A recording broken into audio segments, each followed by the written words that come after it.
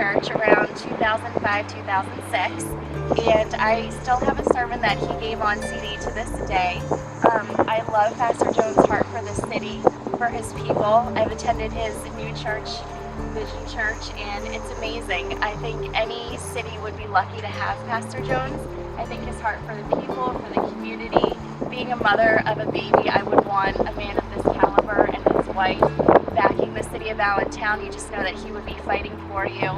You know, godly principles, godly values, you know, instilling them in our city. I think Allentown has a lot to offer. I think there's a lot of greatness happening there, but they need the right person to be able to put that into action. And I think Dave Jones is perfect for that. Definitely a strong man of God, honorable, kind, loving. I've run into him a couple times over the years, and every time he's just wonderful to speak with, and you can just tell he's a genuine, true heart for people. Thank you. Okay.